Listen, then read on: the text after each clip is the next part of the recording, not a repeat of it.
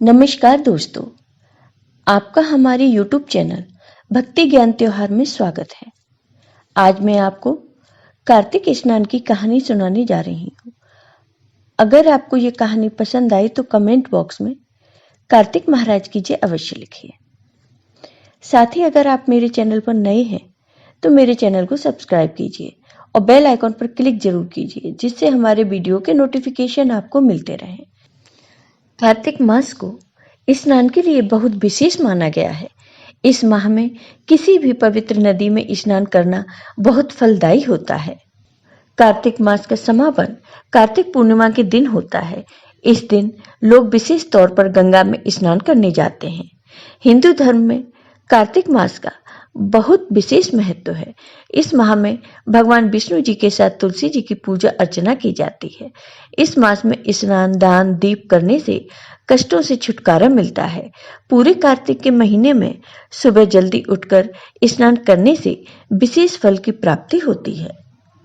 कई साधक भगवान विष्णु की कृपा प्राप्ति के लिए कार्तिक माह में प्रतिदिन स्नान करते हैं।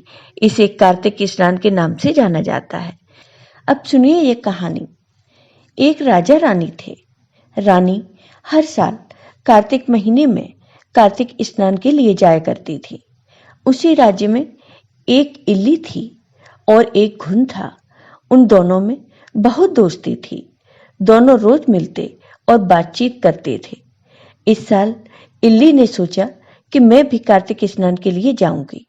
तो इल्ली ने घुन से कहा कि चलो घुन भाई, कार्तिक स्नान के लिए चलते हैं। घुन ने मना कर दिया। तो इल्ली ने बार बार घुन से कार्तिक स्नान के लिए कहा, लेकिन घुन नहीं माना। तो इल्ली ने कहा, मैं तो कार्तिक स्नान के लिए जाऊंगी। फिर इल्ली रानी के पल्ले में छिपकर कार्तिक स्नान के लिए गई। अब इल्ली रोज रानी के पल्ले में छिपकर कार्तिक स्नान के लिए जाती। इसी तरह कार्तिक का पूरा महीना बीत गया।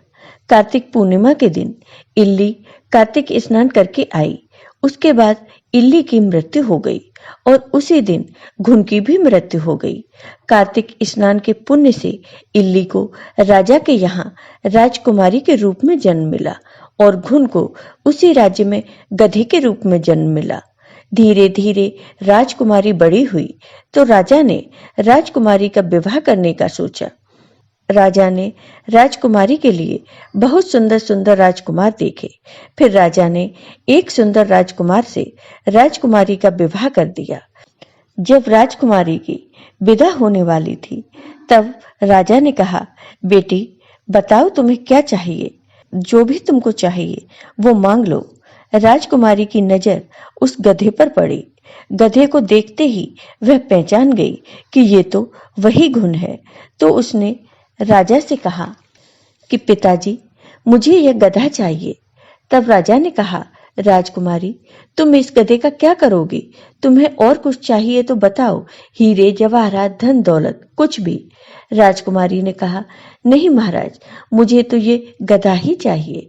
राजकुमारी की जिद के आगे राजा को झुकना पड़ा।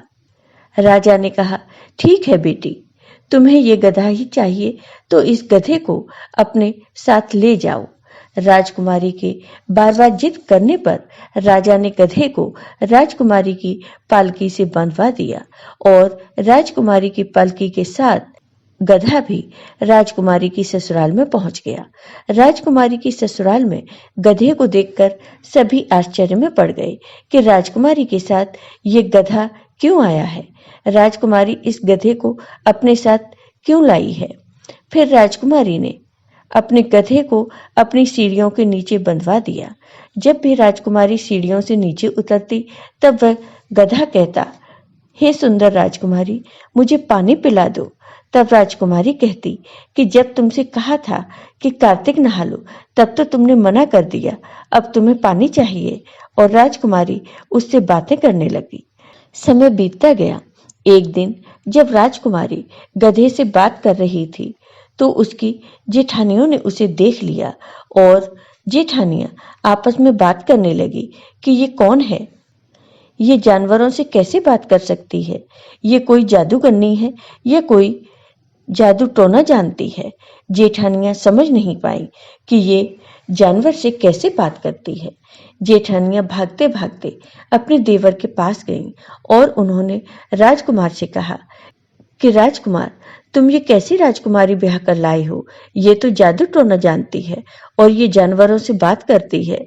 तब राजकुमार ने कहा, भाभी, मैं आपकी बात पर विश्वास नहीं करता। मैं जब तक आंखों से देख नहीं लेता, कानों से सुन नहीं लेता, तब तक नहीं मानूंगा। भाभियों ने कहा, ठीक है, तो आप खुद ही अपनी आंखों से देख लेना। फिर राजकुमार अगले दिन राजकुमारी की सीढ़ियों के नीचे छिपकर बैठ गया। जब राजकुमारी नीचे उतरी तो हर बार की तरह गधे ने कहा, हे सुंदर राजकुमारी, मुझे पानी पिला दो। फिर राजकुमारी ने वही बात कही कि मैंने पहले तो कहा था कि कार्तिक स्नान कर लो, तब तो तुमने किया नहीं, अब तुम मुझसे पानी मांगते हो। और राजकुमारी गधे से बातें करने लगी। राजकुमार ये सब बातें सुन रहा था। फिर राजकुमार ने राजकुमारी से पूछा, राजकुमारी, ये कौन है? तुम इससे कैसे बातें करती हो? तुम जानवरों के साथ कैसे बातें कर सकती हो? तब राजकुमारी ने अपने पिछले जन्म की सारी बात राजकुमार को बता दी कि पिछले जन्म में वह इल्ली थी और ये गुण था। मैंने इससे कार्तिक स्नान के लिए कहा तो इसने मना कर दिया और मैं राजकुमारी के पल्ले में छिपकर कार्तिक स्नान के लिए जाया करती थी। कार्तिक स्नान के पुण्य से मुझे राजकुमारी के रूप में जन्म मिला और कार्तिक स्नान न करने के कारण इसे गधे का जन्म मिला। तब राजकुमार ने कहा कि इतना महत्व है कार्तिक स्नान का? तो राजकुमारी ने कहा, हाँ, इतना ही महत्व है कार्तिक स्नान का। तब राजकुमार ने कहा कि अब से हम दोनों भी जाया करेंगे कार्तिक स्नान के लिए। कार्तिक का महीना आया तो राजकुमार और राजकुमारी दोनों साथ में कार्तिक स्नान के लिए जाया करते थे। राजकुमार ने अपने राज्य में घोषणा करा दी कि जो भी कार्तिक स्नान के लिए जाए वो अपने स्नान का पानी लाकर इस गधे पर डाले। अब हर रोज जो भी कार्तिक स्नान के लिए जाता वह अपने स्नान किया हुआ पानी लाकर उस गधे पर डालता। कार्तिक स्नान के पुण्य से गधे को इस योनि से मुक्ति मिली और गधे को मोक्ष मिला और राजकुमार और राजकुमारी खुशी खुशी रहने लगे। उन्हें किसी प्रकार की कोई कमी नहीं हुई। राजकुमारी और राजकुमार हर साल कार्तिक महीने में कार्तिक स्नान किया करते थे। जय हो कार्तिक देवता की। तो हे कार्तिक महाराज, जैसे आपने इल्ली पर अपनी कृपा की, वैसे ही अपने सभी भक्तों पर अपनी कृपा सदा बनाए रखना। जय हो कार्तिक महाराज की। आपको ये वीडियो पसंद आया हो तो कमेंट बॉक्स में कमेंट करके जरूर बताइए। साथ ही मेरे वीडियो को ज़्यादा से ज़्यादा शेयर करिए। धन्यवाद दोस्तों।